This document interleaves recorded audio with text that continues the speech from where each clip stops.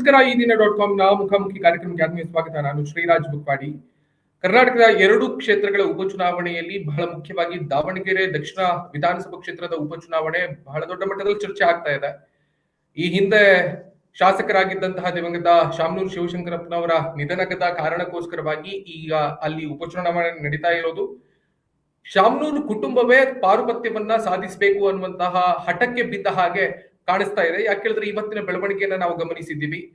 ಸಮರ್ಥ Mallikarjun B form ಇಲ್ಲದೆ ನಾಮಪತ್ರ ಸಲ್ಲಿಕೆಯನ್ನ ಮಾಡುವಂತಹ ಪ್ರಯತ್ನವನ್ನ ಮಾಡಿದ್ರು. ಆ ಮೂಲಕವಾಗಿ ರಾಜಕೀಯ ಒತ್ತಡವನ್ನ ಹೇರುವ ಪ್ರಯತ್ನ ಕಾಂಗ್ರೆಸ್ ಹೈಕಮಾಂಡ್ಗೆ ಶಾಮನೂರು ಕುಟುಂಬ ಮಾಡ್ತಾ ಇದೆಯಾ ಅನ್ನುವಂತಹ ಚರ್ಚೆಗಳ ನಡುವೆ ಸಾದಿಕ್ ಪೈಲ್ವಾನ್ ಕೂಡ ಕಾಂಗ್ರೆಸ್ನ ಮುಖಂಡರವರು, ಮುಸ್ಲಿಂ ಮುಖಂಡರು, ಅವರು ಕೂಡ ನಾಮಪತ್ರ ಸಲ್ಲಿಸುವುದರ ಮುಖ್ಯವಾಗಿ ನಾನು ಕೂಡ ಇದ್ದೇನೆ ಇಲ್ಲಿ ಕಣಕ್ಕೆ, ನನ್ನನ್ನು ಕೂಡ ಪರಿಗಣಿಸಿ ಅನ್ನುವಂತಹ ವಿಷಯವನ್ನ ಮುಂದೆ ಇಟ್ಟಿದ್ದಾರೆ. ಈಗಾಗಲೇ ಸುರ್ಜೇವಾಲಾ ಬೆಂಗಳೂರಿಗೆ ಬಂದಿದ್ದಾರೆ. ಮುಖ್ಯಮಂತ್ರಿಗಳು ಸಿದ್ದರಾಮಯ್ಯನವರು, ಪಕ್ಷದ ಪ್ರಮುಖರು, ಜೊತೆಗೆ ಜಿಲ್ಲೆಯ ಉಸ್ತುವಾರಿಗಳಾಗಿರುವಂತಹ ಮಲ್ಲಿಕಾರ್ಜುನ್ ಶಿವಶಂಕರಪ್ಪನವರ ಜೊತೆಗೆ ಎಸ್ ಮಲ್ಲಿಕಾರ್ಜುನ್ ಅವರ ಜೊತೆಗೆ ಮೀಟಿಂಗ್ ಅನ್ನ ಮಾಡ್ತಾರೆ. ಎಲ್ಲ ಸಾಧ್ಯತೆಗಳ ಬಗ್ಗೆ ಚರ್ಚೆ ಮಾಡುವುದರ ಮುಖ್ಯವಾಗಿ ಇವತ್ತು ಅಥವಾ ನಾಳೆ ಬೆಳಿಗ್ಗೆ ಟಿಕೆಟ್ ಅನ್ನ ಘೋಷಿಸುವಂತಹ ಸಾಧ್ಯತೆ ಇದೆ ಅನ್ನುವಂತಹ ಲೆಕ್ಕಾಚಾರ ಮತ್ತು ಮಾಹಿತಿ ಈಗ ಕಾಂಗ್ರೆಸ್ನ ಉನ್ನತ ಮೂಲಗಳಿಂದ ಇದೆ. ಈ ಎಲ್ಲ ವಿಷಯಗಳ ಬಗ್ಗೆ ಮಾತನಾಡುವುದಕ್ಕೆ ಕಾಂಗ್ರೆಸ್ನ ವಕ್ತಾರರಾಗಿರುವಂತಹ ಸ್ವಾತಿ ಚಂದ್ರಶೇಖರ್ ನಮ್ಮ ಜೊತೆಗೆ ಜಾಯ್ನ್ ಆಗಿದ್ದಾರೆ. ಮೇಡಮ್, ಕಾರ್ಯಕ್ರಮಕ್ಕೆ ಆತ್ಮೀಯ ಸ್ವಾಗತ. ನಮಸ್ಕಾರ. ಏನ್ ಒತ್ತಡ ಹೇರೋದಕ್ಕೆ ಪ್ರಯತ್ನ ಮಾಡ್ತಾ ಇದ್ರ? ಶಾಮನೂರು ಕುಟುಂಬದ ಪಾರುಪತ್ಯವನ್ನ ದಾವಣಗೆರೆಯಲ್ಲಿ ಉಳಿಸ್ಕೊಳ್ಬೇಕನ್ನುವಂತಹ ಒಂದು ಒತ್ತಡ ಅವರ ಒಳಗೆ ಬಂದ್ಬಿಟ್ಟಿದ್ಯಾ, ಏನು ಎತ್ತ ಅನ್ನೋದ್ರ ಬಗ್ಗೆ ಇನ್ನೂ ಕೂಡ ಗೊತ್ತಾಗ್ತಾ ಇಲ್ಲ. ಅಧಿಕೃತವಾದಂತಹ ಬಿ ಫಾರಂ ಇನ್ನೂ ಕೂಡ ಪಕ್ಷದಿಂದ ಅವರಿಗೆ ಕೊಟ್ಟಿಲ್ಲ. ಈಗಾಗಲೇ ನಾಮಪತ್ರ ಸಲ್ಲಿಕೆ ಅದು ಇರುವಂತಹ ಕಸರತ್ತನ್ನ ಮಾಡ್ತಾ ಇದ್ದಾರೆ. ಕಾಂಗ್ರೆಸ್ನ ಸಿದ್ಧಾಂತ ಜಾತ್ಯತೀತೆ ಇದೆ. ಇವ್ರು ನೋಡಿದ್ರೆ ಯಾವುದೋ ಒಂದು ಮುಹೂರ್ತ, ಯಾವುದೋ ಒಂದು ಯೋಗ, ಅದು ಇದು ಅಂತೆಲ್ಲ ಹೇಳ್ಕೊಂಡು ಆ ಗಳಿಗೆ ಒಳ್ಳೆಯದಿದೆ ಅನ್ನುವಂತಹ ದೃಷ್ಟಿಯಲ್ಲಿ ಇವತ್ತು ನಾಮಪತ್ರವನ್ನ ಸಲ್ಲಿಸುವಂತ ಕೆಲಸವನ್ನು ಮಾಡಿದ್ದಾರೆ. ಸಿದ್ಧಾಂತ ಪಕ್ಷದ್ದು ಒಂದಾದ್ರೆ ಇವರದ್ದು ಸಿದ್ಧಾಂತ ಬೇರೆ ಇದೆ ಅನ್ನುವಂತಹ ಚರ್ಚೆಯೂ ಆಗ್ತಾ ಇದೆ. ನಡುವೆ ಮುಸ್ಲಿಂ ಮುಖಂಡರಾಗಿರುವಂತಹ ಸಾದಿಕ್ ಪೈಲ್ವಾನ್ ಕೂಡ ನಾಮಪತ್ರವನ್ನ ಸಲ್ಲಿಸಿದ್ದಾರೆ ಅಂತ.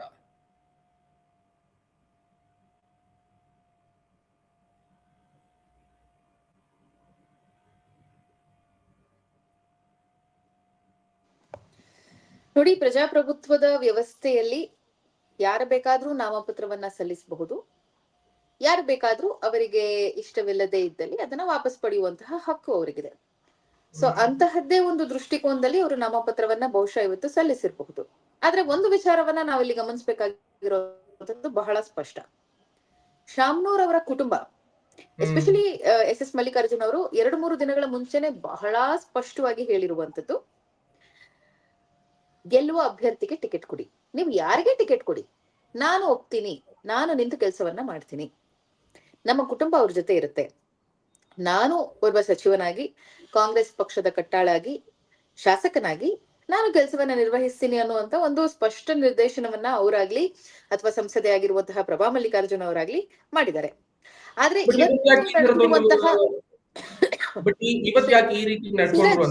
You have to allow me to complete. ನಾನ್ ಮಾತು ಮುಗಿಸೋ ತನಕ ನೀವು ಕಾಯ್ಬೇಕು. ಇಲ್ಲ ಅಂತಂದ್ರೆ ನಿಮ್ಮ ಪ್ರಶ್ನೆಗೆ ನನ್ನ ಉತ್ತರ ಅದೇ ಆಗಿತ್ತು. ನಾನು ಉತ್ತರಕ್ಕೆ ಬರ್ತಾ ಇದ್ದೀನಿ, ಮತ್ತೆ ನೀವು ಅದೇ ಪ್ರಶ್ನೆ ಕೇಳ್ತಾ ಇದ್ದೀರಿ. ಸೊ ಬಟ್ ಇವತ್ ಯಾಕೆ ಅದನ್ನ ಮಾಡಿದ್ದಾರೆ ಅನ್ನೋ ವಿಚಾರವಾಗಿ ನಾನು ನಿಮಗ್ ಬಹಳ ಸ್ಪಷ್ಟವಾಗಿ ಹೇಳಿದಂತದ್ದು, ಪ್ರಜಾಪ್ರಭುತ್ವ ವ್ಯವಸ್ಥೆಯಲ್ಲಿ ಯಾರು ಬೇಕಾದರೂ ನಾಮಪತ್ರವನ್ನ ಸಲ್ಲಿಸಬಹುದು. ಓರ್ವ ಯುವಕನಾಗಿ ಶಾಮನೂರ್ ಅವರ ಕುಟುಂಬಕ್ಕೆ ಅವರು ಸೇರಿದ್ದಾರೆ ಅನ್ನೋದು ಎಷ್ಟು ಸತ್ಯವೋ, ಅವರಿಗೆ ಅವರದೇ ಆದಂತಹ ವೈಯಕ್ತಿಕ ಬದುಕಿದೆ, ವೈಯಕ್ತಿಕ ವರ್ಚಸ್ಸಿದೆ. ಯುವಕರಲ್ಲಿ ಅವರು ಬಹಳ ಗುರುತಿಸ್ಕೊಂಡಿದ್ದಾರೆ, ಯುವ ಮುಖಂಡರಾಗಿ ಗುರುತಿಸ್ಕೊಂಡಿದ್ದಾರೆ.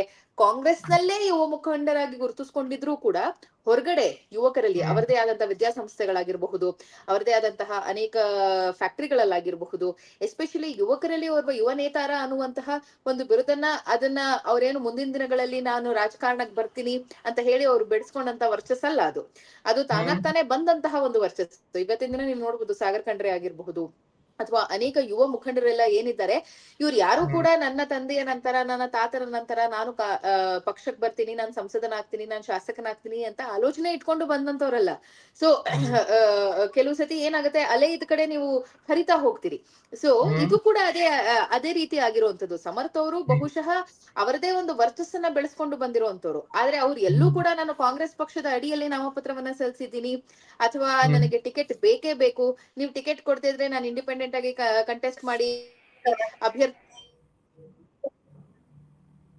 ರೀತಿಯಾದಂತಹ ಯಾವುದೇ ಒಂದು ಘೋಷಣೆಗಳನ್ನಾಗ್ಲಿ ಸ್ಟೇಟ್ಮೆಂಟ್ ಗಳನ್ನಾಗ್ಲಿ ಇವತ್ತಿನ ತನಕ ಕೊಟ್ಟಿಲ್ಲ. ಅವರ ಸ್ಪೆಷಲಿ ಪರಿವಾರದವರು, ಇಲ್ಲಿ ಯಾಕೆ ನಾನು ಪರಿವಾರ ಅಂತ ಬಹಳ ಒತ್ತಿ ಹೇಳ್ತಾ ಇದ್ದೀನಿ ಅಂತಂದ್ರೆ, ಆ ಪರಿವಾರದಿಂದ ಕಾಂಗ್ರೆಸ್ ಪಕ್ಷಕ್ಕೆ ತುಂಬಾ ಕೊಡುಗೆ ಆಗಿದೆ. ಯಾಕೆಂದ್ರೆ ಶಾಮನೂರ್ ಅವರಾಗಿರ್ಬಹುದು, ಅವರ ಆಲ್ಮೋಸ್ಟ್ ಶತಾಯುಷಿಗಳು ಶಾಮನೂರ್ ಅವರು. ಸೊ ಅವರು ಸುದೀರ್ಘ ಒಂದು 70 ವರ್ಷಗಳ ಕಾಲ ಅವರು ಪಕ್ಷಕ್ಕೋಸ್ಕರ ದುಡಿದಿರುವಂತದ್ದು. ಅದಾದ ನಂತರದಲ್ಲಿ ಅವರ ಮಗ ಎಸ್ ಮಲ್ಲಿಕಾರ್ಜುನ್ ಅವರು ರಾಜಕಾರಣಕ್ಕೆ ಬರ್ತಾರೆ, ಅವರ ಸೊಸೆ ಸಂಸದೆ ಆಗ್ತಾರೆ.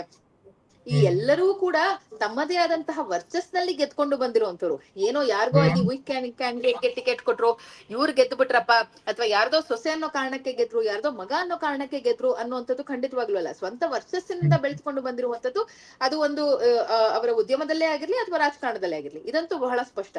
ಸೊ ಈ ಎರಡು ಪ್ರಬಲ ಮನೆಗಳು ಪೈಪೋಟಿ ಇದ್ದಂಥದ್ದು. ಒಂದು ಕಡೆ GM ಸಿದ್ದೇಶ್ವರ್ ಆಗಿರ್ಬಹುದು, ಇನ್ನೊಂದು ಕಡೆ ಶಾಮನೂರ್ ಶಿವಶಂಕರಪ್ಪನವರಾಗಿರ್ಬೋದು. ನನ್ನ ಮಾತುಗಳು ಕೇವಲ ವಕ್ತಾರೆಯಾಗಿ ನಾನು ಹೇಳ್ತಾ ಇರೋದಲ್ಲ, ನಾನು ಪೂರ್ವ ಪತ್ರಕರ್ತೆಯಾಗೂ ಕೂಡ ನಾನು ಇದನ್ನ ಹೇಳ್ತಾ ಇರುವಂತದ್ದು. ಆ ಎರಡೂ ಬಣಗಳಲ್ಲಿ ತಮ್ಮ ಪ್ರಾಬಲ್ಯವನ್ನ ತಾವು ಮೆರೆದು ಪಕ್ಷವನ್ನ ಅಲ್ಲಿ ಸಂಘಟನೆ ಮಾಡಿದ್ದಾರೆ, ಪಕ್ಷವನ್ನ ಗುರುತಿಸ್ಕೊಳ್ಳೋ ಹಾಗೆ ಮಾಡಿದ್ದಾರೆ, ಪಕ್ಷವನ್ನ ಒಂದು 5 ದಶಕಗಳಿಂದ ಅಲ್ಲಿ ನೆಲೆಯೂರುವಂತೆ ಮಾಡುವಂತಹ ಕೆಲಸವನ್ನ ಶಾಮನೂರ್ ಕುಟುಂಬದವರು ಮಾಡಿದ್ದಾರೆ. ಸೊ ಇವತ್ತಿನ ದಿನ ಹೋಗಿ ನಾಮಪತ್ರವನ್ನ ಸಲ್ಲಿಸಿರುವಂತದನ್ನ ಅನ್ಯತಾ ಭಾವಿಸುವಂತ ಅವಶ್ಯಕತೆ ನನಗಿಲ್ಲ ಅಂತ ಅನ್ಕೊಳ್ತೀನಿ. ಯಾಕೆಂತಂದ್ರೆ ನಾನು ಆಗ್ಲೇ ಹೇಳ್ದಾಗೆ ಪ್ರಜಾಪ್ರಭುತ್ವ ವ್ಯವಸ್ಥೆಯಲ್ಲಿ ನಾಮಪತ್ರ ಸಲ್ಲಿಸೋದಕ್ಕೆ ಎಷ್ಟು ಹಕ್ಕಿದೆಯೋ, ಅವಕಾಶ ಇದೆಯೋ, ನಾಮಪತ್ರವನ್ನ ವಾಪಸ್ ತೆಗೆದುಕೊಳ್ಳೋದಕ್ಕೂ ಕೂಡ ಸಾಧ್ಯತೆಗಳಿದೆ, ಅವಕಾಶ ಇದೆ. ಕಾದು ನೋಡೋಣ. ಪಕ್ಷದಿಂದ ನೀವು ಒಂದು ಪಾಯಿಂಟ್ ಅನ್ನು ಮೆನ್ಷನ್ ಮಾಡಿದ್ರಿ. ಏನ್ ಕೇಳಿದ್ರೆ ಎಸ್ ಮಲ್ಲಿಕಾರ್ಜುನ್ ಅವರು ಹೇಳಿದ್ದಾರೆ, ಬಹಳ ಮುಖ್ಯವಾಗಿ ಯಾರಿಗೆ ಬೇಕಾದ್ರೂ ಟಿಕೆಟ್ ಕೊಡಿ, ನಾನು ಅದಕ್ಕೆ ಬೆಂಬಲಿಸ್ತೀನಿ ಅನ್ನುವಂತ ಲೆಕ್ಕಾಚಾರದಲ್ಲಿ. ಇವತ್ತು ಸ್ವತಃ ಸಂಸದೆ ಆಗಿದ್ಕೊಂಡು, ಅದೇ ಪಕ್ಷದ ಸಂಸದೆ ಆಗಿದ್ಕೊಂಡು ಪ್ರಭಾ ಮಲ್ಲಿಕಾರ್ಜುನ್ ಅವರು ತಮ್ಮ ಮಗ ನಾಮಪತ್ರ ಸಲ್ಲಿಕೆ ಮಾಡ್ತಿರುವಂತಹ ಸಂದರ್ಭದಲ್ಲಿ ಜೊತೆಗಿರ್ತಾರೆ. ನೀವು ಹೇಳಿದ್ರಿ ಎಲ್ಲೂ ಕೂಡ ಈ ರೀತಿಯಾಗಿ ಒತ್ತಡ ಹೇರಿದ್ದಾರೆ, ಅಥವಾ ನೀವು ಪಕ್ಷಕ್ಕೆ ಕೊಡದೇ ಇದ್ರೆ ನಾನು ಟಿಕೆಟ್ ಕೊಡದೇ ಇದ್ರೆ ನಾನು ಇಂಡಿಪೆಂಡೆಂಟ್ ಆಗಿ ನಿಲ್ತೀನಿ, ಆ ತರದಲ್ಲಿ ಏನು ಹೇಳಿಲ್ಲ ಸಮರ್ಥ ಅನ್ನುವಂತಹ ಲೆಕ್ಕಾಚಾರದಲ್ಲಿ ನೀವು ಮಾತನಾಡ್ತಾ ಇದ್ರಿ. ಬಟ್ ಹೇಳದೆಯೂ ಹೇಳಿದ ಹಾಗಲ್ವಾ ಇದು ಅಂತ? ತಾಯಿಯಾಗಿ ಮಗನ ಜೊತೆ ನಿಲ್ಲೋದ್ ತಪ್ಪು ಅಂತ ಹೇಳ್ತೀರಾ ಶ್ರೀರಾಜ್ ಅವರೇ? ಪಕ್ಷದ ಕಟ್ಟಾಳು ಬಿ ಫಾರಂ ಅನ್ನೋದು ಕೊಡ್ಬೇಕಾಗತ್ತೆ. KPCC ಇಂದ ಪ್ರೆಸಿಡೆಂಟ್ ಅಥವಾ ಕಾರ್ಯದರ್ಶಿಗಳು ಬಿ ಫಾರಂ ಕೊಟ್ಟ ನಂತರ ನಾಮಪತ್ರ ಸಲ್ಲಿಕೆ ಮಾಡಬೇಕಾಗತ್ತೆ. ಸೊ ಪ್ರಭಾ ಮಲ್ಲಿಕಾರ್ಜುನ್ ಇವತ್ತೊಂದು ಹೇಳಿಕೆಯನ್ನು ಕೊಡ್ತಾರೆ, ಅಪ್ಪಾಜಿ ಕೂಡ ಇದೇ ರೀತಿಯಲ್ಲಿ ಮಾಡಿದ್ರು, ಬಿ ಫಾರಂ ಇಲ್ಲದೇನೆ ನಾಮಪತ್ರ ಸಲ್ಲಿಕೆ ಮಾಡಿದ್ರು ಅನ್ನುವಂತ ಲೆಕ್ಕಾಚಾರದಲ್ಲಿ ಮಾತನಾಡ್ತಾರೆ. ಹಾಗಾದ್ರೆ ಒಂದು ಪಕ್ಷದ ಚೌಕಟ್ಟಿಗೆ ಗೌರವವನ್ನ ಸಲ್ಲಿಸಬೇಕಾಗಿರುವಂತಹ ಸ್ಥಾನದಲ್ಲಿ ಇಟ್ಕೊಂಡು ಈ ರೀತಿಯಾಗಿ ಮಾಡಿದ್ರೆ ಯಾವ ರೀತಿಯ ಸಂದೇಶವನ್ನ ಕೊಡ್ತಾ ಇದ್ದಾರೆ ಅನ್ನೋದ ಇಲ್ಲಿ ಪ್ರಶ್ನೆ ಆಗುತ್ತಲ್ಲ ಅಂತ. ಒಂದ್ ಸಣ್ಣ ಉದಾಹರಣೆ ಕೊಡ್ತೀನಿ ಶ್ರೀರಾಜ್ ಅವರೇ. ತೆಲಂಗಾಣದ ಪೂರ್ವ ಮುಖ್ಯಮಂತ್ರಿ ಆಗಿರುವಂತಹ KC ಚಂದ್ರಶೇಖರ್ ಅವರು ತಮ್ಮ ಮಗಳನ್ನೇ ಪಕ್ಷದಿಂದ ಉಚ್ಚಾಟನೆ ಮಾಡಿದ್ರು, ಕವಿತಾರನ್ನ.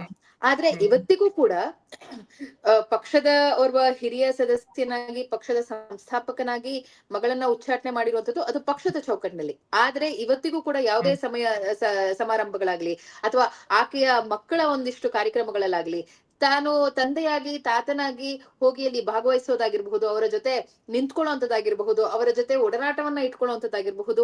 ಈ ಉದಾಹರಣೆಗಳು ರಾಜಕೀಯ ಅಂತ ಬಂದ ತಕ್ಷಣ ಅಲ್ಲಿ ಸಂಬಂಧ ಮರಿಬೇಕು ಅನ್ನುವಂಥದ್ದು ಏನಿಲ್ವಲ್ಲ. ಸಂಬಂಧವನ್ನ ಮೀರಿ ಯಾವ ರಾಜಕೀಯನೂ ನಡೆಯೋದಕ್ಕೆ ಸಾಧ್ಯ ಇಲ್ಲ. ಹಾಗಂತ ಸಂಬಂಧದಲ್ಲೇ ರಾಜಕೀಯ ನಡಿಬಾರ್ದು ಅನ್ನೋದನ್ನ ನಾನು ಕೂಡ ಪ್ರತಿಪಾದಿಸ್ತೀನಿ. ಅದಕ್ಕೆ ನಾನು ಕೂಡ ಬದ್ಧಳಾಗಿದ್ದೀನಿ, ಅದನ್ನ ನಾನು ಕೂಡ ಒಪ್ಪೋದಿಲ್ಲ. ಹಾಗಂತ ಹೇಳಿ ರಾಜಕೀಯವನ್ನ ಮೀರಿದಂತಹ ಸಂಬಂಧಗಳು ಇರ್ಲೇಬಾರ್ದು ಅಂತಂದ್ರೆ ಅದು ಇವತ್ತಿನ ದಿನ ಕೊಟ್ಟು ತಗೊಳ್ಳುವಂತ ಎಷ್ಟೋ ಉದಾಹರಣೆಗಳನ್ನ ನಾವು ಇವತ್ತಿನ ದಿನ ಕರ್ನಾಟಕದಲ್ಲೇ ನೋಡಿದೀವಿ. ಕಾಂಗ್ರೆಸ್ ಇಂದ ಬಿಜೆಪಿಯಲ್ಲಿ ಹೆಣ್ಣು ಗಂಡನ್ನ ಕೊಟ್ಟು ತಗೊಳ್ಳುವಂತದ್ದಾಗಿರ್ಬೋದು, JDS ಇಂದ ಕಾಂಗ್ರೆಸ್ ನಲ್ಲಿ ಕೊಟ್ಟು ತಗೊಳ್ಳುವಂತದ್ದಾಗಿರ್ಬೋದು. ಇಂತಹ ಬಿಜೆಪಿ ಜೊತೆಗೆ ಸಂಬಂಧ ಇದೆ, ವೈವಾಹಿಕ ಸಂಬಂಧ ಇದೆ. ಹೌದು ಹೌದು, ಖಂಡಿತವಾಗ್ಲು. ಸೊ ಸ್ವಂತ ತಾಯಿ ತನ್ನ ಮಗ ನಾನು ಒಂದು ನಾನೊಬ್ಬ ಯುವಕನಾಗಿ ಏನು ಚುನಾವಣೆಯನ್ನ ನಾನು ಸ್ಪರ್ಧೆ ಮಾಡ್ಬೇಕು ಅಂತಿದ್ದೀನಿ, ನಾನು ಚುನಾವಣೆಯ ಕಣದಲ್ಲಿ ಇಳಿಬೇಕು ಅಂತಿದ್ದೀನಿ, ಹಾಗಾಗಿ ನಾನು ಹೋಗಿ ನಾಮಪತ್ರವನ್ನ ಸಲ್ಲಿಸ್ತೀನಿ ಅಂದ ತಕ್ಷಣ ತಾನು ಹೋಗಿ ಆಕೆ ತನ್ನ ಮಗನ ಜೊತೆ ನಿಲ್ಲಬಾರದು ಅಂತ ಏನಿಲ್ಲ. ಇದನ್ನ ಒಂದು ವಿಚಾರ ಬಹಳ ಸ್ಪಷ್ಟ. ಇಂಟರ್ನಲ್ಲಿ ಒಂದು ವೇಳೆ ತಾವು ಹೇಳಿದಂತಹ ಸ್ಟೇಟ್ಮೆಂಟ್ ಅಲ್ಲಿ ಶಾಮನೂರ್ ಅವರು ಕೂಡ ಬಿ ಫಾರ್ಮ್ ಇಲ್ಲದೆಯೇ ನಾಮಪತ್ರವನ್ನ ಸಲ್ಲಿಕೆ ಮಾಡಿದ್ದು, ಅದರ ನಂತರದಲ್ಲಿ ಬಿ ಫಾರ್ಮ್ ಬಂದಿದೆ ಅನ್ನೋದಾದ್ರೆ ಒಂದು ಕಡೆ ಎಲ್ಲೋ ಒಂದು ಕಡೆ ದಿಸ್ ಇಸ್ ಅಂಡರ್ಸ್ಟುಡ್ ದಟ್ ಬಹುಶಃ ಪಕ್ಷ is considering for Samarth to be given the ticket ಅನ್ನುವಂಥದ್ದು ನನ್ನ reading between the lines. But at the end of the day ನಾನು ಇವತ್ತಿನ ದಿನ ವಕ್ತಾರೆಯಾಗಿ ನಾನು ನೋಡುವಂಥದ್ದು ಅಥವಾ ನಮ್ಮ ಪಕ್ಷ ಇದನ್ನ ನೋಡುವಂಥದ್ದು ಬಹಳ ಸ್ಪಷ್ಟ. ಇದು ಕೇವಲ ಓರ್ವ ಮಗ ತಾನು ರಾಜಕೀಯಕ್ಕೆ ಬರೋದಕ್ಕೆ ಮಾಡ್ತಾ ಇರುವಂತಹ ಪ್ರಯತ್ನ. ನೀವು ಹೇಳಿದ್ರಿ ಮುನ್ಸೂಚನೆ ಪಕ್ಷದಿಂದ ಬಂದಿದೆ ಅನ್ನುವಂತ ಲೆಕ್ಕಾಚಾರದಲ್ಲಿ ನೀವು ಮಾತಾಡಿದ್ರಿ. ಬಟ್ ಈ ತರದ ಗೊಂದಲಗಳೇನಿದೆಯಲ್ಲ ಕಾಂಗ್ರೆಸ್ ಅನ್ನ ಇತ್ತೀಚಿನ ವರ್ಷಗಳಲ್ಲಿ ಬಹಳ ಕಾಡ್ತಾ ಇದೆಯಲ್ಲ ಅಂತ. ಅಂದ್ರೆ ಈ ಗೊಂದಲಗಳ ಇಲ್ಲದೆ ಪಕ್ಷವನ್ನ ನಿಭಾಯಿಸುವುದಕ್ಕೆ ಪಕ್ಷದ ಹೈಕಮಾಂಡ್ ಸೋಲ್ತಾ ಇದೆಯಾ ಅಥವಾ ಇಲ್ಲಿ ಕೆಪಿಸಿಸಿ ಸೋಲ್ತಾ ಇದೆಯಾ ಅನ್ನೋದು ಇಲ್ಲಿ ಪ್ರಶ್ನೆ ಉದ್ಭವ ಆಗೋದಿಲ್ವಾ? ಹಾಗಾದ್ರೆ ಇಲ್ಲಿ ಎಸ್ ಮಲ್ಲಿಕಾರ್ಜುನ್ ಅವರು ಒಂದ್ ಕಡೆ ಪ್ರಯತ್ನ ಮಾಡ್ತಾ ಇದ್ರೆ, ಜಮೀರ್ ಅಹಮದ್ ಅವರು ಕೂಡ ಒಂದ್ ಕಡೆ ಪ್ರಯತ್ನ ಮಾಡ್ತಾರೆ. ಸಾದಿಕ್ ಪೈಲ್ವಾನ್ ಹೇಳ್ತಾರೆ ನಮ್ಗೆ ಜಮೀರ್ ಅಹಮದ್ ಅವ್ರ ಕೆಲಸ ಮಾಡ್ತಾರೆ, ಅವ್ರು ನಮ್ ಪರವಾಗಿ ಇಟ್ಕೊಂಡು ಬಿ ಫಾರ್ಮ್ ಅನ್ನು ಕೊಡ್ಸೇ ಕೊಡ್ತಾರೆ ಅನ್ನುವಂತ ಲೆಕ್ಕಾಚಾರದಲ್ಲಿ ಮಾತನಾಡ್ತಾರೆ. ಏನ್ ಇಷ್ಟೆಲ್ಲ ಗೊಂದಲ? ಮಲ್ಲಿಕಾರ್ಜುನ್ ಅವರು ಹೇಳ್ತಾರೆ ಜಮೀರ್ ಅಹಮದ್ ಮೂಗ್ ತೂರಿಸ್ಬೇಡಿ ಅಂತ. ಇದು ಗೊಂದಲ ಅಲ್ಲ, ಇದು ಪಕ್ಷದ ಆಂತರಿಕ ಪ್ರಜಾಪ್ರಭುತ್ವ ಅಂತ ನಾನು ಕರೀಲಿಕ್ಕೆ ಇಷ್ಟಪಡ್ತೀನಿ. ಯಾಕೆಂತಂದ್ರೆ 70ರಿಂದ 75 ಸಾವಿರ ಸರಿಸುಮಾರು ಮುಸ್ಲಿಂ ಮತದಾರರಿರುವಂತಹ ಒಂದು ಕ್ಷೇತ್ರದಲ್ಲಿ, ಮುಸ್ಲಿಂ ಪ್ರಾಬಲ್ಯ ಇರುವಂತಹ ಒಂದು ಕ್ಷೇತ್ರದಲ್ಲಿ ನಾವು ಅಲ್ಪಸಂಖ್ಯಾತರಿದ್ದೀವಿ, ನಮಗೆ ಟಿಕೆಟ್ ಅನ್ನ ಕೊಡಿ ಅಂತ ಕೇಳುವಂತದ್ದು ತಪ್ಪೇನಲ್ಲ. ಅದು ಕೊಡೋತ್ತೋ ಬಿಡುತ್ತೋ ಅದು ಪಕ್ಷ ಮುಂದಿನ ದಿನಗಳಲ್ಲಿ ನಿರ್ಧಾರ ಮಾಡುವಂತದ್ದು. ಯಾರು ಗೆಲ್ತಾರೆ ಯಾರು ಗೆಲ್ಲಲ್ಲ, ಸೂಕ್ತ ಅಭ್ಯರ್ಥಿ ಯಾರು, ಎಲ್ಲರನ್ನೂ ಒಟ್ಟುಗೂಡಿಸಿ ತೆಗೆದುಕೊಂಡು ಹೋಗುವಂತ ಒಂದು ಅಭ್ಯರ್ಥಿಗೆ ಪಕ್ಷ ನಿರ್ಧರಿಸಿ ಟಿಕೆಟ್ ಕೊಡುವಂತದ್ದು. ಹಾಗಂತ ಹೇಳಿ ಓರ್ವ ಮುಸ್ಲಿಂ ಅಂಡ್ ಜಮೀರ್ ಅಹಮದ್ ಅವರು ಇಡೀ ರಾಜ್ಯದಲ್ಲಿ ತಮ್ಮ ಸಮುದಾಯವನ್ನ ಮೀರಿ ಗುರುತಿಸ್ಕೊಂಡಿರುವಂತ ಓರ್ವ ನಾಯಕ. ಅಂಡ್ ತಮ್ಮ ಸಮುದಾಯ ಅಂತ ಬಂದ ತಕ್ಷಣವೂ ಕೂಡ ಎಷ್ಟೋ ಜನ ಮಾಧ್ಯಮಗಳಲ್ಲಿ ಇವತ್ತಿನ ದಿನ ನನ್ನ ಮಾಧ್ಯಮ ಮಿತ್ರರು ಹೇಳ್ತಾ ಇರ್ತಾರೆ, ನಾನೊಂದು ಫೋಟೋ ತಗೋಬೇಕು ಜಮೀರ್ ಅವ್ರ ಹತ್ರ, ನಾನು ಬಹಳ ಫ್ಯಾನ್ ಅವರಿಗೆ, ಅವ್ರು ಮಾತಾಡೋ ವಿಚಾರ ವೈಖರಿಗೆ, ಅವರ ಒಂದು ವಿಚಾರಧಾರೆಗಳಿಗೆ, ಅವರು ಏನು ಅವರ ಒಂದು ಮ್ಯಾನರಿಸಮ್ಗೆ ಅಂತ. So he's a leader beyond community. But at the end of the day community ಅಂತ ಬಂದಾಗ ಅವರು ಅವರ ಜನಾಂಗಕ್ಕೆ ಒಂದಿಷ್ಟು ನ್ಯಾಯ ಒದಗಿಸುವಂತಹ ಅಥವಾ ಅವರ ಒಂದಿಷ್ಟು ಅಳಲನ್ನ ಕೇಳುವಂತಹ ಪ್ರಯತ್ನವನ್ನ ಅವರು ಮಾಡಿ, ನನ್ನ ಸಮುದಾಯ ಇಲ್ಲಿ ಇಷ್ಟಿದೆ, ಇವರಿಗೆ ಟಿಕೆಟ್ ಬೇಕು ನೀವು ಕೊಡಿ ಅಂತ ಕೇಳೋದ್ರಲ್ಲಿ ತಪ್ಪೇನಿಲ್ಲ. ಇದು ತಪ್ಪು ಅಂತ ಇದು ತಪ್ಪು ಅಂತ ಅನ್ಕೊಳ್ಳೋದಿದೆಯಲ್ಲ, ಅದೇ first of all it's a big mistake. ಯಾಕೆಂತಂದ್ರೆ ಒಂದು ಸಮುದಾಯದ ನಾಯಕ ನನ್ನ ಸಮುದಾಯದ ಜನಾಂಗ ಇಲ್ಲಿ ಜಾಸ್ತಿ ಇದ್ದಾರೆ,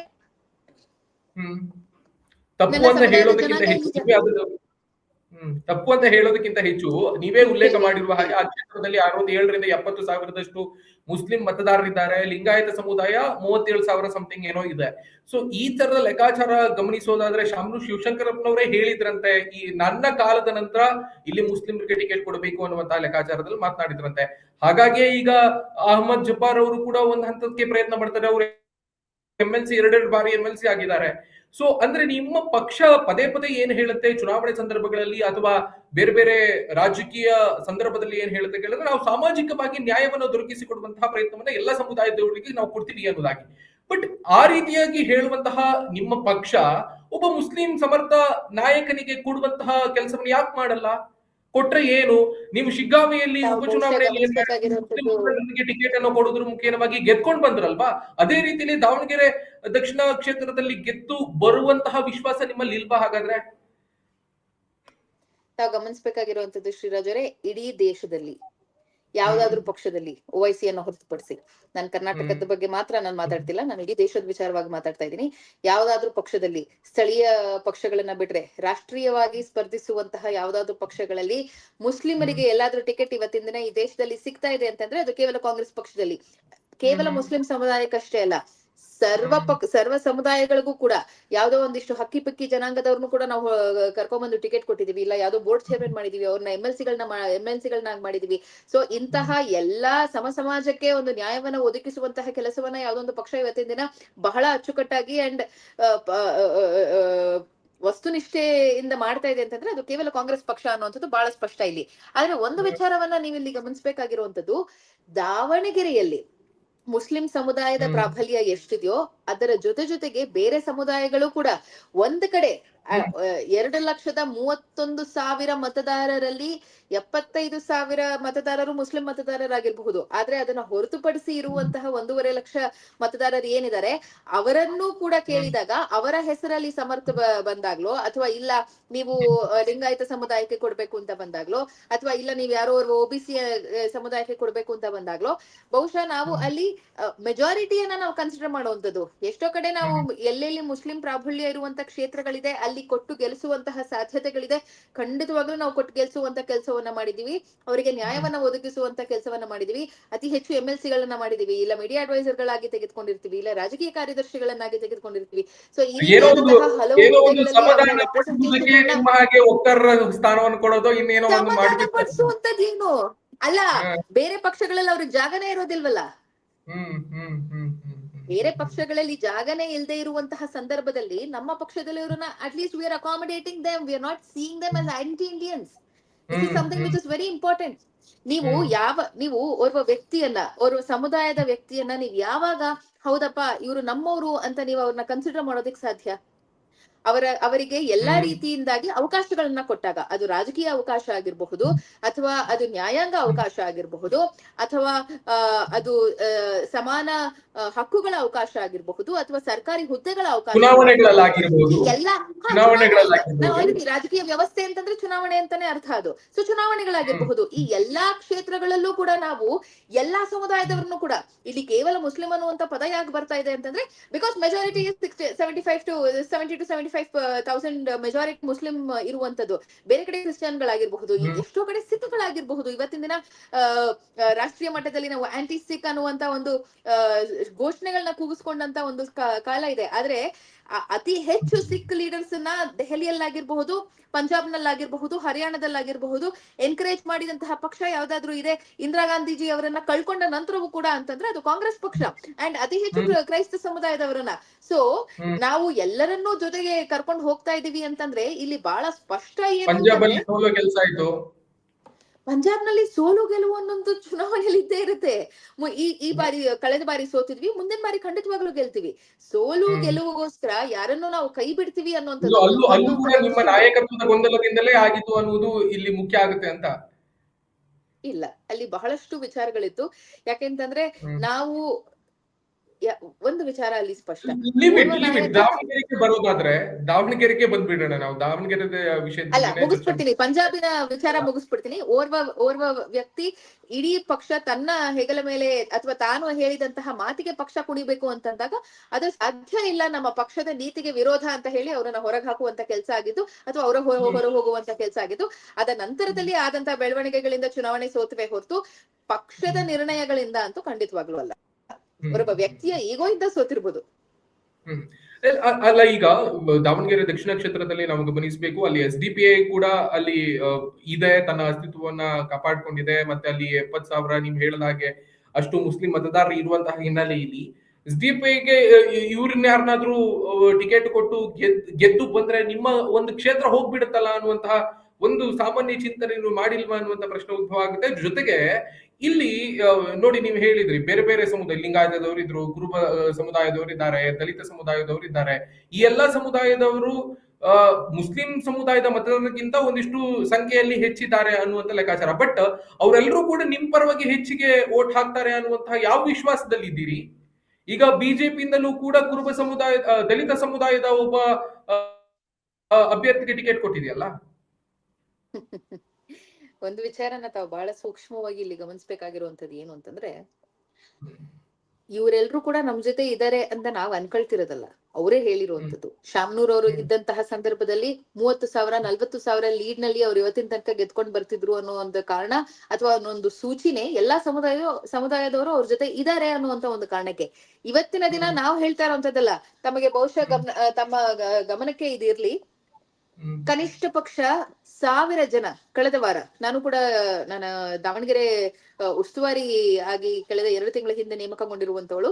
ಸೊ ಹಾಗಾಗಿ ಪಕ್ಷದಿಂದ ನನಗೆ ಆಶ್ಚರ್ಯ ಆಯ್ತು. 1,000 ಜನ ಮಾನ್ಯ ಮುಖ್ಯಮಂತ್ರಿಗಳ ಗೃಹ ಕಚೇರಿಗೆ ಮತ್ತು ಮಾನ್ಯ ಉಪಮುಖ್ಯಮಂತ್ರಿಗಳ ಗೃಹ ಕಚೇರಿಗೆ ಆಗಮಿಸಿ ಸಮರ್ಥವರಿಗೆ ಟಿಕೆಟ್ ಕೊಡ್ಬೇಕು ಅಂತ ಕೇಳಿರುವಂತದ್ದು. ಇದು ಯಾರು ಕೂಡ ಯಾರೋ ಪಕ್ಷ ಅವರ ಮನೆತನದವ್ರು ಕರ್ಕೊಂಡ್ ಬಂದಿರುವಂತದ್ದಾಗ್ಲಿ ಅಥವಾ ಅಲ್ಲಿರುವಂತಹ ಸ್ಥಳೀಯ ನಾಯಕರು ಕರ್ಕೊಂಡ್ ಬಂದಿರುವಂತದ್ದಾಗ್ಲಿ ಅಲ್ಲ, ಎಲ್ಲಾ ಸಮುದಾಯದ ಮುಖಂಡರು ಸೇರಿ ಸಮರ್ಥಿಗೆ ಟಿಕೆಟ್ ಕೊಡ್ಬೇಕು ಅಂತ ಹೇಳಿ ಸ್ವಯಂ ಪ್ರೇರಿತರಾಗಿ ಅವರಾಗವರೇ ಬಂದು ಕೇಳಿರುವಂತಹ ಮಾಡಿರುವಂತಹ ಒಂದು ಪ್ರಕ್ರಿಯೆ. ಸೊ ಇಲ್ಲಿ ನಾನೇ ಅದನ್ನ ಗಮನಿಸಿದಾಗ ಅಲ್ಲಿ ಯಾರು ಕೂಡ ಪಕ್ಷದ ಮುಖಂಡರು ಅಂತ ಪಕ್ಷದಲ್ಲಿ ಕೆಲಸ ಮಾಡ್ಕೊಂಡು ಬೇರೆ ಬೇರೆ ಸಮುದಾಯದ ಮುಖಂಡರಾಗಿರುವಂತ ಕೆಲವು ನಾಯಕರಿದ್ರೆ ಬಿಟ್ರೆ ಬಂದಂತಹ ಅಷ್ಟು ಜನ ಸಾಮಾನ್ಯರು ಮತ್ತು ಕೆಲವೊಂದಿಷ್ಟು ಸಮುದಾಯಗಳಿಗೆ ಸೇರಿರುವಂತರು. ಸೊ ಇದಕ್ಕೆ ಏನಂತ ಹೇಳ್ತೀರಿ ಹಾಗಿದ್ರೆ? ಸೊ ಅವರೇ ಬಂದು ಸ್ವಯಂ ಪ್ರೇರಿತವಾಗಿ ಸಮರ್ಥಿಗೆ ಟಿಕೆಟ್ ಕೊಡ್ಬೇಕು ಅಂತ ಕೇಳ್ತಾ ಇದ್ದಾರೆ ಅಂತಂದ್ರೆ, ಬಂದಿರುವಂತಹ ಓರ್ವ ವ್ಯಕ್ತಿ is equal to almost ಅವರ ಕಾನ್ಸ್ಟಿಟ್ಯೂಯೆನ್ಸಿಯಲ್ಲಿ is equal to 100 people. So 1000 ಜನ ಬಂದಿದ್ರು ಅಂತಂದ್ರೆ ನೀವು ಅಲ್ಲೇ ಲೆಕ್ಕ ಹಾಕೊಳ್ಬಹುದು 1,00,000 ಜನ. Whatever it may be, ಸಮರ್ಥಿಗೆ ನೀವು ಟಿಕೆಟ್ ಕೊಡ್ತೀರಿ ಅನ್ನೋದಾದ್ರೆ ಯಾವ ಮಾನದಂಡದ ಆಧಾರದ ಮೇಲೆ ಕೊಡ್ತಾ ಇದ್ದೀರಿ? ಶಾಮನೂರು ಶಿವಶಂಕರಪ್ಪನವರು ದಾವಣಗೆರೆ ದಕ್ಷಿಣ ಕ್ಷೇತ್ರದಲ್ಲಿ ಮೂಡಿಸಿರುವಂತಹ ವರ್ಚಸ್ಸಿನ ಆಧಾರದ ಮೇಲೋ ಅಥವಾ ಸಮರ್ಥಿಗೆ ಸಮರ್ಥವಾಗಿ ಆ ಕ್ಷೇತ್ರವನ್ನ ನಡೆಸಬಹುದಾದಂತಹ ಶಕ್ತಿ ಇದೆ, ಸಾಮರ್ಥ್ಯ ಇದೆ ಅನ್ನುವಂತ ದೃಷ್ಟಿಯಿಂದಲೋ?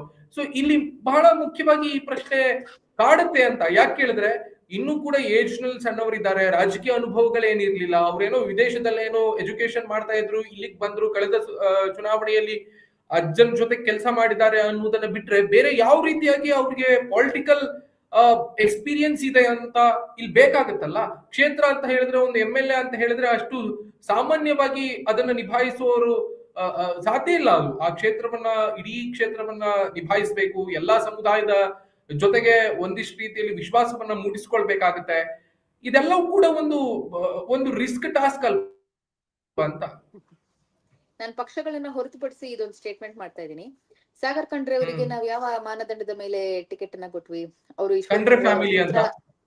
ನಾನ್ ಮುಗಿಸ್ಬಿಡ್ತೀನಿ. ಅವ್ರು ಈಶ್ವರ್ ಖಂಡ್ರೆ ಅವರ ಪುತ್ರ ಅನ್ನೋ ಕಾರಣಕ್ಕೂ, ಅಥವಾ ಅವರು ಭಗವಂತ್ ಖೂಬಾ ಅನ್ನುವಂತಹ 2 ಬಾರಿ ಸಂಸದರಾಗಿ ಆಯ್ಕೆಯಾಗಿ ಮಂತ್ರಿಯಾದಂತಹ ಓರ್ವ ಪ್ರಭಾವಿ ಲಿಂಗಾಯತ ನಾಯಕನನ್ನ ಸೋಲಿಸಬಲ್ಲ ಅನ್ನುವಂತಹ ಒಂದು ಮಾನದಂಡದ ಮೇಲೂ ನಾನು ಆಗ್ಲೇ ಹೇಳಿದೆ, ಪಕ್ಷಾತೀತವಾಗಿ ನಾನು ಈ ಸ್ಟೇಟ್ಮೆಂಟ್ ಅನ್ನ ಮಾಡ್ತಾ ಇದ್ದೀನಿ ಅಂತ. ತೇಜಸ್ವಿ ಸೂರ್ಯಗೆ ಬಿಜೆಪಿಯಿಂದ ಯಾಕೆ 2019ರಲ್ಲಿ ಟಿಕೆಟ್ ಸಿಕ್ಕಿದಂತದ್ದು? ಯಾಕೆ ಅನಂತಕುಮಾರ್ ಅವರ ಪತ್ನಿಯಾಗದಂತ ತೇಜಸ್ವಿನಿ ಅನಂತಕುಮಾರ್ ಅವರಿಗೆ ಎಲ್ಲರನ್ನೂ ಜೊತೆಗೆ ಕರ್ಕೊಂಡು ಹೋಗುವಂತಹ ಸಾಧ್ಯತೆ ಇಲ್ಲ ಅಂತನೋ, ಅಥವಾ ಅವರು ರವಿ ಸುಬ್ರಹ್ಮಣ್ಯ ಅವರ ಅಣ್ಣನ ಮಗ ಅನ್ನೋ ಕೇವಲ ಒಂದೇ ಒಂದು ಕಾರಣಕ್ಕೂ, ಅಥವಾ ಇಲ್ಲ ಬಹುಶಃ ಮುಂದಿನ ದಿನಗಳಲ್ಲಿ ಓರ್ವ ಪ್ರಭಾವಿ ಯುವ ನಾಯಕನಾಗಿ ಬೆಳೆಯಬಹುದು ಅನ್ನುವಂತ ಒಂದು ಚಿಂತನೆ ಪಕ್ಷಕ್ಕೆ ಇತ್ತು ಅನ್ನೋ ಕಾರಣಕ್ಕೂ ಅವತ್ತಿನ ದಿನಕ್ಕಾಗಿ. ಅಂಡ್ ಸುಪ್ರಿಯಾ ಸೂಲೆ ಮಹಾರಾಷ್ಟ್ರದಲ್ಲಿ ಟಿಕೆಟ್ ಅನ್ನ ಅವತ್ತಿನ ದಿನ ಪಡ್ಕೊಳ್ತಾರೆ. ಯಾಕೆ ಪಡ್ಕೊಳ್ತಾರೆ? ಆಕೆ ಕೇವಲ ಮಾಜಿ ಮುಖ್ಯಮಂತ್ರಿ, ಮಹಾರಾಷ್ಟ್ರದ ಮುಖ್ಯಮಂತ್ರಿ ಅವರ ಪುತ್ರಿ ಅನ್ನೋ ಕಾರಣಕ್ಕೂ, ಅಥವಾ ಮುಂದಿನ ದಿನಗಳಲ್ಲಿ ಆಕೆ ಸಮರ್ಥವಾಗಿ ಓರ್ವ ಮಹಿಳಾ ನಾಯಕಳಾಗಿ ಪಕ್ಷವನ್ನ ಮುನ್ನಡೆಸಬಹುದು ಅನ್ನೋ ಒಂದು ಕಾರಣಕ್ಕಾಗಿಯೋ? ಸೊ ಪಕ್ಷಗಳು ಕೆಲವೊಂದು ವ್ಯಕ್ತಿಗಳನ್ನ ಯಾಕೆ ಆಯಾ ಸಂದರ್ಭದಲ್ಲಿ ಆಯ್ಕೆ ಮಾಡ್ತೀವಿ ಅನ್ನೋದಕ್ಕೆ ಇಂಥದ್ದೇ ಒಂದು ನಿರ್ದಿಷ್ಟ ಕಾರಣ ಅನ್ನುವಂಥದ್ದು ಇರೋದಿಲ್ಲ. ಇವತ್ತಿನ ದಿನ ನಾವು ಪ್ರಭಾ ಮಲ್ಲಿಕಾರ್ಜುನ್ ಅವರಿಗೆ ನಾವು ಟಿಕೆಟ್ ಅನ್ನ ಕೊಟ್ಟಾಗ ಬಹಳಷ್ಟು ಟೀಕೆ ಟಿಪ್ಪಣಿಗಳು ಬಂದಿತ್ತು. ಆದ್ರೆ ಆಕೆ ಮಾಡಿದಂತಹ ಕೆಲಸಗಳು, ಆಕೆ ಎಸ್ಪೆಷಲಿ ತಾನು ಓರ್ವ ವೈದ್ಯೆಯಾಗಿ ಮಾಡಿದಂತಹ ಕೆಲಸಗಳಾಗಿರಬಹುದು, ತಾನು ಓರ್ವ ಗೃಹಿಣಿಯಾಗಿ ಮಾಡಿದಂತಹ ಕೆಲಸಗಳಾಗಿರಬಹುದು. ಗೃಹಿಣಿಯಾಗಿ ಅಂತ ನಾನು ಯಾಕೆ ಹೇಳ್ತಾ ಇದ್ದೀನಿ ಅಂತಂದ್ರೆ, ಸಾಮಾನ್ಯ ಮನೆಯ ಗೃಹಿಣಿಗೂ ಮತ್ತು ಓರ್ವ ರಾಜಕೀಯ ಮನೆತನದ ಗೃಹಿಣಿಗೂ ಬಹಳ ವ್ಯತ್ಯಾಸ ಇರುತ್ತೆ. ಸೊ ಆಕೆ ತನ್ನ ಮನೆಯನ್ನು ಕೂಡ ಮ್ಯಾನೇಜ್ ಮಾಡ್ಬೇಕಾಗತ್ತೆ, ಹೊರಗಡೆ ಕಾನ್ಸ್ಟಿಟ್ಯೂಯೆನ್ಸಿಗಳನ್ನು ಕೂಡ ಮ್ಯಾನೇಜ್ ಮಾಡ್ತಾರೆ. ಎಷ್ಟೋ ಮಹಿಳೆಯರನ್ನ ನಾನು, ಎಷ್ಟೋ ಶಾಸಕರ ಪತ್ನಿಯರನ್ನ ನಾನು ಇದನ್ನ ಮಾಡಿರೋದನ್ನ ನಾನು ಬಹಳ ಹತ್ರದಿಂದ ನೋಡಿರುವಂತದ್ದು. ಸೊ ಆಕೆ ಗೆದ್ದಂತದ್ದು ತನ್ನ ಸ್ವಂತ ವರ್ಚಸ್ಸಿನಿಂದ. ಆಕೆ SS ಮಲ್ಲಿಕಾರ್ಜುನ್ ಅವರ ಪತ್ನಿಯನ್ನ ಕಾರಣಕ್ಕೂ ಅಲ್ಲ, ಶಾಮನೂರು ಶಿವಶಂಕರಪ್ಪ ಅವರ ಸೊಸೆ ಅನ್ನೋ ಕಾರಣಕ್ಕೂ ಅಲ್ಲ. ಆಕೆ ತನ್ನ ಸ್ವಂತ ವರ್ಚಸ್ಸಿನಿಂದ. ನಾನು 2024ರಲ್ಲಿ ನಾನು ಕಾಂಗ್ರೆಸ್ ಪಕ್ಷ ಜಾಯಿನ್ ಆದ ನಂತರದಲ್ಲಿ ನನ್ನ ಮೊದಲ ಟಾಸ್ಕ್ ಇದ್ದಿದ್ದಂಥದ್ದೇ ನಾನು ದಾವಣಗೆರೆಯ ಚುನಾವಣೆಯಲ್ಲಿ ಅವರ ಒಂದು ಕ್ಷೇತ್ರದಲ್ಲಿ ಹೋಗಿ ಕ್ಯಾಂಪೇನ್ ಮಾಡ್ಬೇಕು ಅನ್ನುವಂಥದ್ದು. ಎಲ್ಲೆಲ್ಲಿ ಮಹಿಳಾ ಅಭ್ಯರ್ಥಿಗಳಿದ್ದಾರೆ ಅಲ್ಲಿ ಎಲ್ಲ ಕಡೆ ಹೋಗಿ ಕರ್ನಾಟಕದಲ್ಲಿ ಕ್ಯಾಂಪೇನ್ ಮಾಡ್ಬೇಕು ಅನ್ನೋದು ನನ್ನ ಮೊದಲ ಕ್ಯಾಂಪೇನಿಗೆ ಶುರುವಾಗಿದ್ದಂಥದ್ದು ಅವರ ಒಂದು ಕ್ಷೇತ್ರದಲ್ಲೇ. ಆಕೆ ಬೆಳಿಗ್ಗೆ 5 ಗಂಟೆಗೆ ಕ್ಯಾಂಪೇನ್ ಶುರು ಮಾಡಿ ರಾತ್ರಿ 10 ಬಂದು ಊಟವನ್ನ ಮಾಡಿ 12 ಗಂಟೆಗೆ ಮಾಡ್ಕೊಳ್ತಾ ಇದ್ರು. ಪ್ರಭಾ ಮಲ್ಲಿಕಾರ್ಜುನ್ ಮಲ್ಲಿಕಾರ್ಜುನ್ ಶಾಮನೂರು ಶಿವಶಂಕರಪ್ಪನವ್ರು ಆಗೋದಕ್ಕಾಗಲ್ಲ, ಪ್ರಭಾ ಮಲ್ಲಿಕಾರ್ಜುನ್ ಅವರು ಸಮರ್ಥ ಆಗೋದಕ್ಕಾಗಲ್ಲ. ಸಮರ್ಥ ಅಷ್ಟೇ. ಅವ್ರಿಗೇನ್ ರಾಜಕೀಯ ಹಿನ್ನೆಲೆ? ಸಮರ್ಥ ಕೂಡ ಶಾಮನೂರು ಶಿವಶಂಕರಪ್ಪನವ್ರು ಆಗೋದಕ್ಕಾಗೋದಿಲ್ಲ, ಪ್ರಭಾ ಮಲ್ಲಿಕಾರ್ಜುನ ಅವ್ರು ಆಗೋದಕ್ಕಾಗೋದಿಲ್ಲ, GM ಸಿದ್ದೇಶ್ವರ್ ಆಗೋದಿಕ್ ಸಾಧ್ಯ ಇಲ್ಲ, SS ಮಲ್ಲಿಕಾರ್ಜುನ್ ಅವ್ರು ಆಗೋದಿಕ್ ಸಾಧ್ಯ ಇಲ್ಲ. ಸಮರ್ಥ ಅವರಿಗೆ ತಮ್ಮದೇ ಆದಂತಹ ಒಂದು ಪರ್ಸನಲ್ ಐಡೆಂಟಿಟಿ ಇದೆ.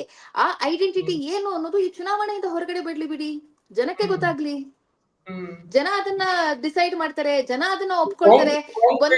ಒಂದು ವಿಚಾರ ಬಹಳ ಸ್ಪಷ್ಟ, ಸೆಕೆಂಡ್ ಲೆವೆಲ್ ಲೀಡರ್ಶಿಪ್ ಅನ್ನ ಬೆಳೆಸುವಂತಹ ಪ್ರಯತ್ನವನ್ನ ಈ ರೀತಿಯಾಗಿ ಉಪಚುನಾವಣೆಗಳು ಎದುರಾದಂತಹ ಸಂದರ್ಭದಲ್ಲಿ, ಅಂದ್ರೆ ಯಾವುದೋ ಒಂದು ಕ್ಷೇತ್ರದ ಒಬ್ಬ ಶಾಸಕ ಆ, ಆ, ಏನು ಅಸಹಜವಾಗಿಯೋ ಅಥವಾ ವಯೋಸಹಜವಾಗಿ ನಿಧನ ಹೊಂದಿದಂತಹ ಸಂದರ್ಭದಲ್ಲಿ ಮಾತ್ರ ಯುವ ನಾಯಕನಿಗೆ ಟಿಕೆಟ್ ಕೊಡುವಂತಹ ಕೆಲಸ ಮಾಡಿ ನಾವು ಸೆಕೆಂಡ್ ಲೆವೆಲ್ ಲೀಡರ್ಶಿಪ್ ಅನ್ನ ಅಥವಾ ನಾವು ಯೂತ್ ಲೀಡರ್ ಅನ್ನ ನಾವು ಬೆಳೆಸ್ತೀವಿ ಅನ್ನೋದನ್ನ ಹೇಳತ್ತೋ, ಅಥವಾ ನಿಜಕ್ಕೂ ಸಚಿವ ಸಂಪುಟಗಳಲ್ಲಿ ಸರ್ಕಾರದ ಭಾಗವಾಗಿ ಸೆಕೆಂಡ್ ಲೆವೆಲ್ ಲೀಡರ್ಶಿಪ್ ಅನ್ನ ಬೆಳೆಸುವುದಕ್ಕೆ ಕಾಂಗ್ರೆಸ್ ಮುಂದಾಗುತ್ತೋ ಅನ್ನುವಂಥದ್ದು. ಖಂಡಿತವಾಗ್ಲು ನೀವು ನಮ್ಮ ಸಚಿವ ಸಂಪುಟವನ್ನೇ ನೋಡಿದ್ರೆ ಆಲ್ 3 ಲೇಯರ್ಸ್ ಆಫ್ ಲೀಡರ್ಶಿಪ್ ಇದೆ.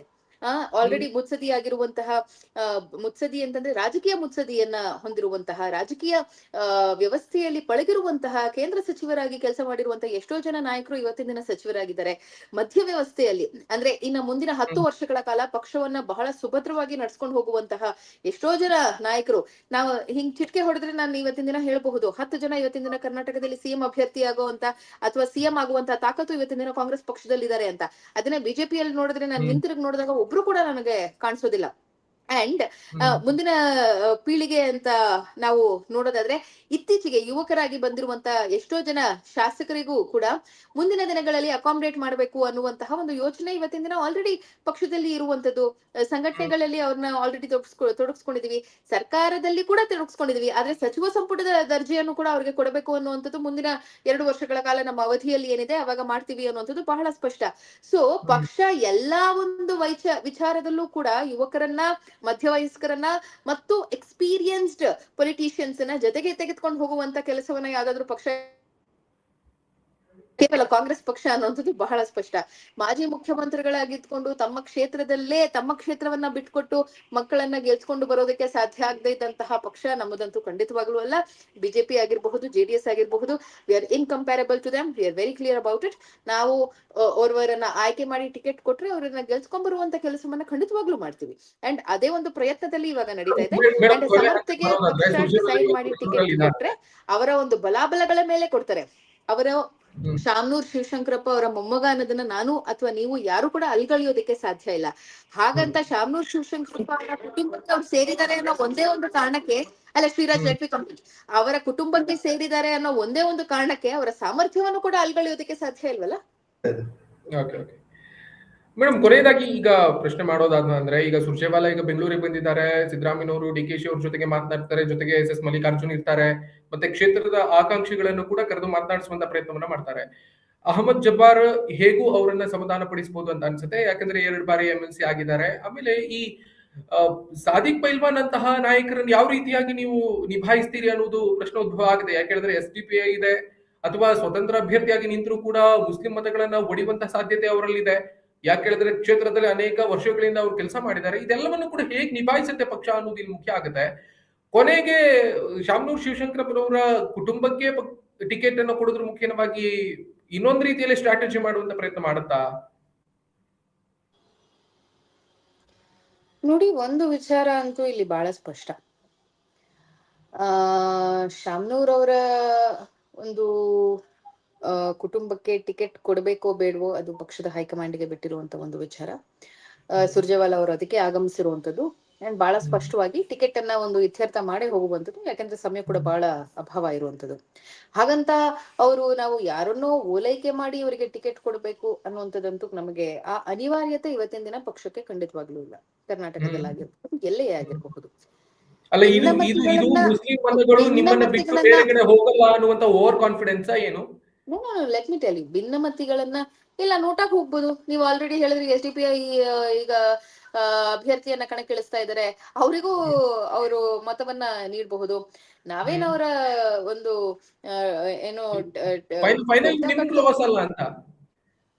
No, please don't label us as a Muslim party or party taking only Muslim votes ಅಂತ. ಇವತ್ತು 2023ರಲ್ಲಿ ನಾವು ಗೆದ್ದ ನಂತರ 163 ಕ್ಷೇತ್ರಗಳಲ್ಲಿ ನಾವು ಗೆಲುವನ್ನ ಸಾಧಿಸಿದ್ದು ಕೇವಲ ಮುಸ್ಲಿಂ ಮತಗಳಿಂದ ಅಲ್ಲ. ಎಷ್ಟು ಜನ OBCಗಳು, ಎಷ್ಟು ಜನ ಲಿಂಗಾಯತರು, ಎಷ್ಟು ಜನ ಪ್ರಬಲ ಸಮುದಾಯದವರು, ಎಷ್ಟು ಜನ ಒಕ್ಕಲಿಗರು, ಎಸ್ಪೆಷಲಿ ಎಷ್ಟು ಜನ ಹಿಂದುಳಿದ ವರ್ಗದವರು, ಎಷ್ಟು ಜನ SC STಗಳು ಇವತ್ತಿನ ದಿನ ನಮ್ಮ ಜೊತೆ ನಿಂತ್ಕೊಂಡ್ರು ಆ ಒಂದು ಚುನಾವಣೆಯಲ್ಲಿ ಅನ್ನೋದನ್ನ ಎಲ್ಲರೂ ಕೂಡ ನೋಡಿದಿರಿ. ಸೊ ಪ್ರತಿಯೊಂದು ಕ್ಷೇತ್ರದಲ್ಲಿ ಕೇವಲ ಒಂದು ಕ್ಷೇತ್ರದಲ್ಲಿ ಮುಸ್ಲಿಂ ಬಾಹುಳ್ಯ ಇದೆ ಅಂದ ತಕ್ಷಣ ಆ ಕ್ಷೇತ್ರದಲ್ಲಿ ಇರುವಂತಹ ಬೇರೆ ಜಾತಿಯ ಮತದಾರರನ್ನ ನಾವು ಅಲ್ಗೊಳ್ತಾ ಇದೀವಿ ಅನ್ನುವಂಥದ್ದಲ್ಲ. ಆ ಒಂದು ಕ್ಷೇತ್ರದಲ್ಲಿ ಮುಸ್ಲಿಮರು ಜಾಸ್ತಿ ಇದ್ದಾರೆ, ಸ್ವಾಭಾವಿಕವಾಗಿ ಅವರು ಟಿಕೆಟ್ ಕೊಡಿ ಅಂತ ಕೇಳ್ತಾ ಇರುವಂತ ಒಂದು ಅಹವಾಲು ತೀರ್ಮಾನಗಳು ಅವ್ರ ಕಡೆಯಿಂದ ಬಂದಿದೆ. ಇದು ತಪ್ಪು ಅನ್ನೋದನ್ನ ನಾವು ಹೇಳ್ತಾ ಇಲ್ಲ, ನಮ್ಮ ಹೈಕಮಾಂಡ್ ಕೂಡ ಅಲ್ಗಳಿತಾ ಇಲ್ಲ. ಆದ್ರೆ ಇವತ್ತಿನ ಸಂದರ್ಭದಲ್ಲಿ ಗೆಲ್ಲುವಂತಹ ಅಭ್ಯರ್ಥಿಗೆ ಮಾತ್ರ ಟಿಕೆಟ್ ಅನ್ನುವಂಥದ್ದು ಬಹಳ ಸ್ಪಷ್ಟ. ಇದನ್ನ ನಾವು ಹೇಳ್ತಾ ಇರುವಂತದ್ದು ಅಥವಾ ನಮ್ಮ ಹೈಕಮಾಂಡ್ ಕೂಡ ಸ್ಪಷ್ಟ ಮಾಡ್ತಾ ಇರುವಂತದ್ದು. ಮುಸ್ಲಿಂ ಸಮುದಾಯದ ಒಬ್ಬ ನಾಯಕನಿಗೆ ಟಿಕೆಟ್ ಕೊಟ್ರೆ ಈ ಉಳಿದಂತಹ ಹಿಂದುಳಿದ ವರ್ಗದ ಮತದಾರರು ಮತ್ತೆ ಲಿಂಗಾಯತ ಸಮುದಾಯದವರು, ಕುರುಬ್ರು ಇವರೆಲ್ಲರೂ ಕೂಡ ಒಟ್ಟಾಗಿ ಬಿಜೆಪಿಗೆ ಹಾಕುವಂತಹ ಸಾಧ್ಯತೆಗಳಿವೆ ಅನ್ನುವಂತಹ ಲೆಕ್ಕಾಚಾರದಲ್ಲಿ ನೀವು ಶಾಮನೂರು ಕುಟುಂಬಕ್ಕೆ ಟಿಕೆಟ್ ಅನ್ನು ಖಂಡಿತವಾಗ್ಲೂ ಇಲ್ಲ, ಖಂಡಿತವಾಗ್ಲೂ ಯಾಕೆ ಹೇಳಿದ್ರೆ ಬಿಜೆಪಿಯಿಂದಲೂ ಕೂಡ ಒಬ್ಬ ದಲಿತ ಸಮುದಾಯದ, ಕುರುಬ ಸಮುದಾಯದ ನಾಯಕನನ್ನ ಕಣಕ್ಕಿಳಿಸಿದ್ದಾರೆ ಅಂತ. ಆಮೇಲೆ ನಿನ್ನೆ ಎಸ್ ಮಲ್ಲಿಕಾರ್ಜುನ್ ಅವರು ಬಹಳ ಸ್ಪಷ್ಟವಾಗಿ ಹೇಳಿದ್ರು, ಶ್ರೀನಿವಾಸ್ ದಾಸ್ಕರಿಯಪ್ಪ ನಮ್ಮ ಜೊತೆಗೆ ಇದ್ದಂತ ಹುಡುಗ ನಮ್ ಜೊತೆ ಬಹಳ ಚೆನ್ನಾಗಿದ್ದಾನೆ ಅನ್ನುವಂತ ಲೆಕ್ಕಾಚಾರದಲ್ಲಿ ಮಾತನಾಡಿದ್ರು ಅಂತ. ಶ್ರೀರಾಜರೇ, ಒಂದು ವಿಚಾರವನ್ನ ತಾವು ಬಹಳ ಸ್ಪಷ್ಟವಾಗಿ ಅರ್ಥ ಮಾಡ್ಕೊಳ್ಬೇಕಾಗಿರುವಂತದ್ದು ಏನು ಅಂತಂದ್ರೆ, ತಾವೊಬ್ಬ ಪತ್ರಕರ್ತರಾಗಿದ್ದೀರಿ. Every journalist is half politician ಅಂತಾರೆ, ಆಯ್ತಾ? ಸೊ ತಾವು ತಮ್ಮ ವಾಹಿನಿಯ ಮುಖೇನ ಒಂದು ಸರ್ವೆಯನ್ನ ನಡೆಸಿ 75,000ಕ್ಕೂ ಅಷ್ಟು ಒಂದೇ ಒಂದು ಮತವನ್ನ ಈಚೆ ಆಚೆ ಮಾಡದೇ ಇರುವಂತಹ ಓರ್ವ ಮುಸ್ಲಿಂ ಮತದಾರರನ್ನ ನೀವು ಕರ್ಕೊಂಬನ್ನಿ, ಅಭ್ಯರ್ಥಿಯನ್ನ ನೀವು ಕರ್ಕೊಂಬನ್ನಿ. ನಾವು ಅವರಿಗೆ ಟಿಕೆಟ್ ಕೊಟ್ಟು ಗೆಲ್ಸ್ಕೊಂಡ್ ಬರುವಂತಹ ಜವಾಬ್ದಾರಿ ಪಕ್ಷದ್ದು. ಆದ್ರೆ ಅವರಲ್ಲೇ ಒಡಕಿದ್ರು, ಅವರಲ್ಲೇ 3-4 ಬಣಗಳಿದ್ದು. ಸೊ ಒಬ್ರು ಬಂದು ಒಂದು ಬಣ ಬಂದು ಇವರಿಗೆ ಜಬ್ಬಾರಿಗೆ ಟಿಕೆಟ್ ಕೊಡಿ ಅನ್ನುವಂಥದ್ದು, ಇನ್ನೊಂದು ಬಣ ಬಂದು ಇನ್ನೋರ್ವ ಯಾರೋ ಮುಸ್ಲಿಂ ನಾಯಕನಿಗೆ ಟಿಕೆಟ್ ಕೊಡಿ ಅನ್ನುವಂಥದ್ದು, ಅಥವಾ ಇನ್ನೊಂದಷ್ಟು 50,000-45,000 ಮುಸ್ಲಿಂ ಮತದಾರರು ಬಂದು ಇಲ್ಲ ನೀವು ಸಮರ್ಥಿಗೆ ಟಿಕೆಟ್ ಕೊಡಿ ಅನ್ನುವಂಥದ್ದು. ಇಂತಹ ಸಂದರ್ಭಗಳು ಉದ್ಭವವಾದಾಗಲೇ ಪಕ್ಷದ ಮುಂದೆಯೂ ಕೂಡ ಒಂದು ಕಗ್ಗಂಟಾಗಿ ನಿಂತ್ಕೊಳ್ಳುವಂಥದ್ದು. ಹೌದಪ್ಪ, ಯಾರಿಗೆ ಟಿಕೆಟ್ ಕೊಡುವಂಥದ್ದು, ಯಾರನ್ನ ಗೆಲ್ಸ್ಕೊಂಡ್ ಬರುವಂಥದ್ದು ಅಂತ. ಚಾಮರಾಜಪೇಟೆ ಮುಸ್ಲಿಂ ಬಾಹುಳ್ಯ ಇರುವಂತ ಕ್ಷೇತ್ರ ಖಂಡಿತವಾಗ್ಲೂ ಅಲ್ಲ. ಅಲ್ಲಿ ಎಷ್ಟು ಜನ ಬ್ರಾಹ್ಮಣರಿದ್ದಾರೆ, ಎಷ್ಟು ಜನ ಹಿಂದೂಗಳಿದ್ದಾರೆ ನಮ್ಮೆಲ್ರಿಗೂ ಕೂಡ ಗೊತ್ತಿರುವಂತದ್ದು. ಆದ್ರೆ ಅಲ್ಲಿ ಜಮೀರ್ ಅಹಮದ್ ಅವರು ಗೆದ್ಕೊಂಡ್ ಬರ್ತಾರೆ ಅಂತಂದ್ರೆ ಕೇವಲ ಮುಸ್ಲಿಂ ಮತದಾರರಿಂದ ಮಾತ್ರ ಅಲ್ಲ, ಎಲ್ಲಾ ಸಮುದಾಯವನ್ನು ಅವರು ಜೊತೆಗೆ ತೆಗೆದುಕೊಂಡು ಹೋಗುವಂತ ಸಾಧ್ಯತೆ ಮತ್ತು ಸಾಮರ್ಥ್ಯ ಅವರಿಗಿದೆ ಅನ್ನೋ ಒಂದೇ ಒಂದು ಕಾರಣಕ್ಕೆ ಈ ಒಂದು ವಿಚಾರವನ್ನ ನಾವಿಲ್ಲಿ ಅರ್ಥ ಮಾಡ್ಕೊಳ್ಬೇಕಾಗಿರುವಂತದ್ದು. ಅಂಡ್ ಹ್ಯಾರಿಸ್ ಅವರು ಶಾಂತಿನಗರ ಕ್ಷೇತ್ರದಿಂದ ಗೆದ್ಕೊಂಡ್ ಬರ್ತಾರೆ ಅಂತಂದ್ರೆ ಅಲ್ಲಿ ಕೇವಲ ಕ್ರಿಶ್ಚಿಯನ್ ಮತದಾರರು ಅಥವಾ ಮುಸ್ಲಿಂ ಮತದಾರರು ಇದಾರೆ ಅನ್ನುವಂತ ಒಂದು ಮೈನಾರಿಟೀಸ್ ಇದಾರೆ ಅನ್ನೋ ಒಂದು ಕಾರಣಕ್ಕಲ್ಲ, ಎಲ್ಲಾ ಸಮುದಾಯದವರನ್ನು ಕೂಡ ಜೊತೆಗೆ ತೆಗೆದುಕೊಂಡು ಹೋಗುವಂತ ಸಾಮರ್ಥ್ಯ ಆ ಒಂದು ನಾಯಕನಲ್ಲಿ ಇದೆ ಅನ್ನೋ ಒಂದು ಕಾರಣಕ್ಕೆ. Just because you belong to community, ನೀವು ಇನ್ ಕೇಸ್ ನಿಮ್ಗೆ ನೀವು ನಿಮ್ಮ ಪಕ್ಷದಿಂದ ಸಮರ್ಥವರಿಗೆ ಬಿ ಫಾರಂ ಕೊಟ್ಟು ಚುನಾವಣೆ ಕಣಕ್ಕೆ ಇಳಿಸಿದ್ರೆ, ಒಂದ್ ವೇಳೆ ಸಮರ್ಥವರೇ ಗೆದ್ರೆ ನೀವೀಗ ಹೇಳ್ತೀರಿ ಸಮರ್ಥ ನಾಯಕ ಅನ್ನೋದಾಗ ಹೇಳ್ತೀರಿ, ಅನುಕಂಪ ಆಧಾರಿತ ಗೆದ್ದಿದ್ದಲ್ಲ ಅನ್ನೋದನ್ನೇ ನೀವು ಹೇಳ್ತೀರಾ? ಅನುಕಂಪ ಇಲ್ಲ ಅಂತ ನಾನು ಹೇಳೋದಿಲ್ಲ. ಶಾಮನೂರ್ ಅವರ ಕೊಡುಗೆ ದಾವಣಗೆರೆಗೆ ಅಪಾರ. ಶಾಮನೂರ್ ಅವರು ಬಿಟ್ಟು ಹೋದಂತಹ ಅವರು ಮಾಡಿದಂತಹ ಕೆಲಸಗಳನ್ನ ಯಾರು ಕೂಡ ಲೆಕ್ಕಿಸೋದಿಕ್ಕೂ ಕೂಡ ಸಾಧ್ಯ ಇಲ್ಲ. ಎಷ್ಟು ಮನೆಗಳಿಗೆ, ಎಷ್ಟು ಸಮುದಾಯಗಳಿಗೆ, ಎಷ್ಟು ಜನರಿಗೆ ಅವರು ಉಪಕಾರ ಮಾಡಿದ್ದಾರೆ, ಎಷ್ಟು ಮನೆಗಳ ದೀಪವನ್ನ ಹಚ್ಚಿದ್ದಾರೆ ಅನ್ನುವಂಥದ್ದು ಲೆಕ್ಕಿಸೋದಕ್ಕೆ ಸಾಧ್ಯ ಇಲ್ಲ. ನನ್ಗೂ ಕೂಡ ಗೊತ್ತಿಲ್ಲ, ನಿಮ್ಗೂ ಕೂಡ ಗೊತ್ತಿಲ್ಲ. ಊಹೆಗೆ ನಿಲುಕದ್ದ ಒಂದು ವ್ಯಕ್ತಿತ್ವ ಅವರದ್ದು. ಸೊ ಅವರ ಒಂದು ಪ್ರಭಾವ ಸಮರ್ಥವರಿಗೆ ಇರಲ್ಲ ಅಂತ ನಾನಂತೂ ಖಂಡಿತವಾಗ್ಲೂ ಹೇಳಲ್ಲ. ಅದನ್ನ ಅಲ್ಗಳಿಯೋದಕ್ಕೆ ಸಾಧ್ಯನೇ ಇಲ್ಲ. ಅವರ ಒಂದು ಆಶೀರ್ವಾದದಿಂದನೇ ಸಮರ್ಥ ಗೆದ್ದು ನಾನು ಹೇಳ್ತಾ ಇದ್ದೀನಿ. But at the same time Shriraj let me complete. But at the same time ಅವರು ಅವರ ಒಂದು ವರ್ಚಸ್ಸನ್ನ ಜೊತೆಗಿಟ್ಕೊಂಡು, ಹಾಗಿದ್ರೆ ಕುಮಾರಸ್ವಾಮಿ ಅವರ ಮಗ ನಿಖಿಲ್ ಕುಮಾರಸ್ವಾಮಿ, ಅವರ ತಾತ ಪ್ರಧಾನಮಂತ್ರಿ, ಅವರ ತಂದೆ 2 ಬಾರಿ ರಾಜ್ಯದ ಮುಖ್ಯಮಂತ್ರಿ, ಅವರ ಅವರು ಕೂಡ ಗೆಲ್ಬೋದಿತ್ತಲ್ಲ. ಕೇವಲ ವರ್ಚಸ್, ಯಾರ್ದೋ ವರ್ಚಸ್ಸಿಂದ ಯಾರೋ ಗೆಲ್ತಾರೆ ಅಂದ್ರೆ ನಿಖಿಲ್ ಗೆಲ್ಬೇಕಿತ್ತು. ಅಥವಾ ಜೆಡಿಎಸ್ ಅವರು ಅಥವಾ ಇನ್ಯಾರೋ ಪಕ್ಷದವರು ಸಗಣಿ ತಿಂತಾರೆ ಅಂತ ಕಾಂಗ್ರೆಸ್ ಪಕ್ಷದವ್ರು ತಿನ್ನೋದಕ್ಕಾಗಲ್ವಲ್ಲ ಅಂತ. ಇದು ಸಗಣಿ ತಿನ್ನುವಂತ ವಿಚಾರ ಅಲ್ಲ. ನೀವು ಹೇಳದಂತ ಒಂದು ವಿಚಾರಕ್ಕೆ ಅಲ್ಲ, ಓರ್ವ ಯಾರೋ ಒಬ್ರು ಕೇವಲ ವರ್ಚಸ್ಸಿಂದ ಮಾತ್ರ ಗೆಲ್ತಾರೆ ಅನ್ನೋ ತಮ್ಮ ಒಂದು ಟಿಪ್ಪಣಿಗೆ ನಾನು ಹೇಳ್ತಾ ಇರುವಂತದ್ದು. ಹಾಗಿದ್ರೆ ಬೊಮ್ಮಾಯಿ ಅವರ ಮಗ ಮಾಜಿ ಮುಖ್ಯಮಂತ್ರಿಗಳು ಆಗ್ತಾನೆ ಮುಖ್ಯಮಂತ್ರಿಯಾಗಿ ಕೆಳಗಡೆ ಇಳಿದಿದ್ದಂತಹ ಬೊಮ್ಮಾಯಿ ಅವರು ಅಟ್ಲೀಸ್ಟ್ ಕುಮಾರಸ್ವಾಮಿ ಅವರಿಗೆ ಟೈಮ್ ಇತ್ತಪ್ಪ ಅಂತ ಹೇಳ್ಬೋದು, ಏನೋ ಸ್ವಲ್ಪ ಹಿಂದುಳಿದಿದ್ರು ಅಂತ ಹೇಳ್ಬಹುದು. ಆದ್ರೆ ಬೊಮ್ಮಾಯಿ ಅವರು ಆಗಷ್ಟೇ ಮುಖ್ಯಮಂತ್ರಿಯಾಗಿ 3 ವರ್ಷ, ಆಲ್ಮೋಸ್ಟ್ 2.5 ವರ್ಷಗಳ ಕಾಲ ಮುಖ್ಯಮಂತ್ರಿಯಾಗಿ ರಾಜ್ಯವನ್ನ ನಡೆಸಿದಂತವ್ರು, ಕೆಳಗಿಳಿದಂತವ್ರು. ಅವ್ರು ಯಾಕೆ ತಮ್ಮ ಮಗನನ್ನ ಗೆಲ್ಸ್ಕೊಂಡ್ ಬರೋದಕ್ಕೆ ಸಾಧ್ಯ ಆಗ್ಲಿಲ್ಲ? ಅವರ ವರ್ಚಸ್ ಯಾಕೆ ತಮ್ಮ ಮಗನ ಮೇಲೆ ಪ್ರಭಾವ ಬೀಳಿಲ್ಲ? ಓರ್ವ ವ್ಯಕ್ತಿಯ ವರ್ಚಸ್ಸಿಂದನೇ ಯಾರೋ ಗೆದ್ದು ಬಿಡ್ತಾರೆ ಅನ್ನೋದಿದ್ರೆ ಇವತ್ತಿನ ದಿನ ಯಾವ ನಾಯಕರು ಬೇಕಾಗ್ತಿರ್ಲಿಲ್ಲ, ಕಾರ್ಯಕರ್ತರು ಬೇಕಾಗ್ತಿರ್ಲಿಲ್ಲ. ಆಯಾ ಮನೆ, ಆಯಾ ಏನು ಕ್ಷೇತ್ರದ ಮುತ್ಸದ್ದಿಗಳು ಯಾರ್ಯಾರಿದ್ದಾರೆ ಅವರ ಕ್ಷೇತ್ರಗಳನ್ನ ತೆರವು ಮಾಡ್ಕೊಟ್ಟು ಹೋಗಿದ್ರೆ ಅವರ ಮಕ್ಕಳು, ಅವರ ಮೊಮ್ಮಕ್ಕಳು, ಅವರ ಸೊಸೆಂದ್ರ, ಅವರ ಹೆಂಡ್ತಿರೋ ಆ ಕ್ಷೇತ್ರಗಳನ್ನ ಗೆದ್ಕೊಂಡು ಹೋಗ್ಬಿಡ್ಬೋದಿತ್ತು. ಅವರ ಒಂದು ವರ್ಚಸ್ ಇಲ್ಲಿ ಮ್ಯಾಟರ್ ಆಗೋದಿಲ್ಲ ಅಂತ ನಾನು ಹೇಳ್ತಿಲ್ಲ. It is definitely to be considered. Because ಯಾಕೆ ಅಂತಂದ್ರೆ ಆ ಗುಡ್ ವಿಲ್ ಖಂಡಿತವಾಗ್ಲೂ ಇರುತ್ತೆ ಈ ಎಲೆಕ್ಷನ್ ಅಲ್ಲಿ, ಅದು ವರ್ಕೌಟ್ ಆಗುತ್ತೆ, ನಾನು ಇಲ್ಲ ಅಂತ ಇಲ್ಲ. But at the same time Samarth ಅವರು ತಮ್ಮ ಶಕ್ತಿಯನ್ನ, ಒಂದು ವೇಳೆ ಟಿಕೆಟ್ ಸಿಕ್ಕಲ್ಲಿ ಅವರ ಶಕ್ತಿಯನ್ನ ತೋರಿಸುವಂತಹ ಒಂದು ವೇದಿಕೆ ಕೂಡ ಇದಾಗುತ್ತೆ. ಅವರ ಸಾಮರ್ಥ್ಯ ಏನು, ಜನರ ಬೆಂಬಲ ಅವರಿಗೆ ಎಷ್ಟಿದೆ, ಅವರು ಮುಂದಿನ ದಿನಗಳಲ್ಲಿ ಪಕ್ಷವನ್ನ ಎಷ್ಟು ಸಮರ್ಥವಾಗಿ ನಡ್ಸ್ಕೊಂಡು ಹೋಗ್ತಾರೆ ಅನ್ನುವಂಥದ್ದು ಕೂಡ ಈ ಒಂದು ಚುನಾವಣೆಯಲ್ಲಿ ಮನವರಿಕೆ ಆಗತ್ತೆ ಅನ್ನೋಂಥದ್ದು ಬಹಳ ಸ್ಪಷ್ಟ. ಕೊನೆಯದಾಗಿ ಈಗ ಬಿಜೆಪಿ ಮತ್ತೆ ಅಲ್ಲಿ ಜಿ.ಪಿ. ವಿನಯ್ ಕುಮಾರ್ ಅವರೆಲ್ಲರೂ ಕೂಡ ಹೇಳ್ತಾ ಇರೋದು, ಕಳೆದ ಬಾರಿ ಪ್ರಭಾ ಮಲ್ಲಿಕಾರ್ಜುನ್ ವಿರುದ್ಧವಾಗಿ ನಿಂತಿದ್ದಂತಹ ವಿನಯ್ ಕುಮಾರ್ ಹೇಳ್ತಾ ಇದ್ರು, ಕುಟುಂಬ ರಾಜಕಾರಣವನ್ನ ಅಂತ್ಯ ಮಾಡ್ಬೇಕನ್ನುವ ಕಾರಣಕ್ಕೋಸ್ಕರವಾಗಿ ನಾನು ಇಂಡಿಪೆಂಡೆಂಟ್ ಆಗಿ MP ಎಲೆಕ್ಷನ್ ಗೆ ನಿಂತಿದ್ದೇನೆ ಅಂತ. ಈ ಬಾರಿಯೂ ಕೂಡ ಅವ್ರಿಗೆ ಬಿಜೆಪಿಯಿಂದ ಟಿಕೆಟ್ ಸಿಗುತ್ತೆ ಅನ್ನುವಂತ ಲೆಕ್ಕಾಚಾರ ಇತ್ತು. ಆಮೇಲೆ ಏನೇನೋ ಚರ್ಚೆಗಳಾಯ್ತು, ಕೊನೆಗೆ ಬೇರೆಯವ್ರಿಗೆ ಸಿಕ್ತು, ಅದ್ ಬಿಡಿ. ಆಮೇಲೆ ನಿನ್ನೆ ಕೂಡ ವಿನಯ್ ಕುಮಾರ್ ಹೇಳ್ತಾ ಇದ್ರು, ನಾನು ಶ್ರೀನಿವಾಸ್ ದಾಸ್ಕರಿಯಪ್ಪ ಅವರ ಜೊತೆಗೆ ನಿಂತುಕೊಂಡು ಈ ಕುಟುಂಬ ರಾಜಕಾರಣವನ್ನ ತಡೆಯುವಂತಹ ಕೆಲಸವನ್ನ ಮಾಡಿಯೇ ಮಾಡ್ತೇನೆ. ದಾವಣಗೆರೆ ಕ್ಷೇತ್ರದಲ್ಲಿ ಯುವಕರು ನನ್ನ ಜೊತೆಗೆ ಸುಮಾರಷ್ಟು ಜನ ಇದ್ದಾರೆ, ಅವ್ರನ್ನೆಲ್ಲ ಸೇರಿಸ್ಕೊಂಡು ನಾನು ಶ್ರೀನಿವಾಸ್ ದಾಸ್ಕರಿಯಪ್ಪ ಅವರಿಗೆ ಓಟ್ ಹಾಕುವಂತ ಕೆಲಸವನ್ನ ಮಾಡ್ತೇನೆ ಅಂತ ಇಂಡೈರೆಕ್ಟ್ಲಿ ಹೇಳ್ತಾ ಇದ್ರು. ಸೊ ಇದೆಲ್ಲವೂ ಕೂಡ ನಿಮ್ಗೆ ಎಫೆಕ್ಟ್ ಆಗುತ್ತೆ ಆಗೋದಿಲ್ಲ ಅಂತ ಹೇಳೋದನ್ನ ಅಲ್ಗಳೆಯೋದಕ್ಕೆ ಆಗಲ್ವಲ್ಲ? ವಿನಯ್ ಅವರು ಸರಿಸುಮಾರು 30,000 ಮತಗಳನ್ನ ಸರಿ 46,000 ಎಸ್. ಸೊ 46,000 ಮತಗಳನ್ನ ಲೋಕಸಭೆ ಚುನಾವಣೆಯಲ್ಲಿ ತೆಗೆದುಕೊಂಡಂತದ್ದು ಇಡೀ ಲೋಕಸಭಾ ಕ್ಷೇತ್ರಕ್ಕೆ. ಅವರ ಒಂದು ಪ್ರಭಾವವನ್ನ ಅವರು ಮಾಡ್ತಾ ಇರುವಂತಹ, ಅವರ ಒಂದು IAS ಅಕಾಡೆಮಿ ಮೂಲಕ ಮಾಡ್ತಾ ಇರುವಂತಹ ಒಳ್ಳೆ ಕೆಲಸವನ್ನ ನಾನು ಅಲ್ಗಳಿತಾ ಇಲ್ಲ. ಆದ್ರೆ ಚುನಾವಣೆ ಅಂತ ಬಂದಾಗ ಅದರ ಲೆಕ್ಕಾಚಾರಗಳೇ ಬೇರೆ ಆಗಿರುತ್ತೆ, ಅದರ ಒಂದು ಒಳಹರಿವೇ ಬೇರೆ ಆಗಿರುತ್ತೆ, ಅದರ ಒಳಸುಳಿಗಳೇ ಬೇರೆ ಆಗಿರುತ್ತೆ. ಇವತ್ತಿನ ದಿನ ದಾಸ್ಕರಿ ಅವ್ರ ಬಗ್ಗೆ ಅವ್ರು ಮಾತಾಡ್ತಾ ಇದಾರೆ. ದಾಸ್ಕರಿ ಅವ್ರು ಯಾರ್ ಕ್ಯಾಂಡಿಡೇಟು? GM ಸಿದ್ದೇಶ್ವರ್ ಅವ್ರ ಕ್ಯಾಂಡಿಡೇಟು. ರೇಣುಕಾಚಾರ್ಯಗೆ ದಾಸ್ಕರಿಗೋಸ್ಕರ ಕೆಲಸ ಮಾಡೋದಕ್ಕೆ ಅವ್ರು ರೆಡಿಯಾಗೇ ಇಲ್ಲ. ಅಂಡ್ ಬೇರೆ ಬಹಳಷ್ಟು ಮುಖಂಡರು ಅವ್ರ ಜೊತೆ ನಿಂತ್ಕೊಳ್ಳೋದಕ್ಕೆ ತಯಾರಾಗೇ ಇಲ್ಲ. ಇವತ್ತಿನ ದಿನ ಪಕ್ಷ ಟಿಕೆಟ್ ಕೊಟ್ಟಿದೆ, ಹೊರಗಡೆ ಬಂದು ಅವ್ರ ಜೊತೆ ಫೋಟೋ ತೆಗೆಸ್ಕೊಳ್ಬೇಕಾಗಿದೆ, ಅವ್ರ ಫೋಟೋ ತೆಗೆಸ್ಕೊಳ್ತಾ ಇದಾರೆ.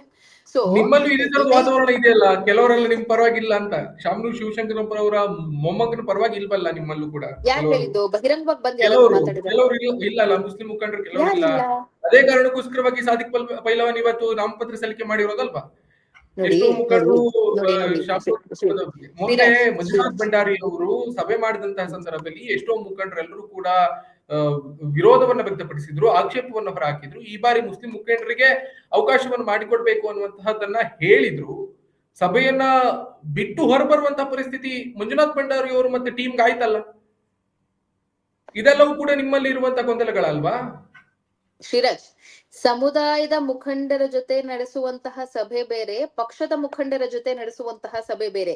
ಈ ಎರಡರ ಅಂತರವನ್ನ ತಾವು ದಯಮಾಡಿ ಅರ್ಥ ಮಾಡ್ಕೊಳ್ಬೇಕು ಅಂತ ನಾನು ಹೇಳ್ತೀನಿ. ಯಾವುದೋ ಒಬ್ಬ ಸಮುದಾಯದ ಮುಖಂಡ ನಾನು ಎಲೆಕ್ಷನ್ ಅನ್ನ ಬಾಯ್ಕಾಟ್ ಮಾಡ್ತೀನಿ ಅಂತಂದ್ರೆ ಆ ಮುಖಂಡನನ್ನ ಹೊರತುಪಡಿಸಿ ಆತನ ಫಾಲೋವರ್ಸ್ ಅನ್ನ ನಾವು ನಮ್ಮ ಜೊತೆ ಕರ್ಕೊಂಡು ಬರುವಂತಹ ಕೆಲಸವನ್ನ, ಸಾಮರ್ಥ್ಯವನ್ನ ನಮ್ಮ ನಾಯಕರು ಹೊಂದಿದ್ದಾರೆ, ಅದನ್ನ ಮಾಡಬಹುದು. ಆದ್ರೆ ಇವತ್ತಿನ ದಿನ ರೇಣುಕಾಚಾರ್ಯ ಯಾವ್ದೋ ಒಬ್ಬ ಸಮುದಾಯ ಮುಖಂಡ ಅಲ್ಲ, ಯಾರೋ ಲಿಂಗಾಯತ ಸಮುದಾಯದ ಮುಖಂಡ.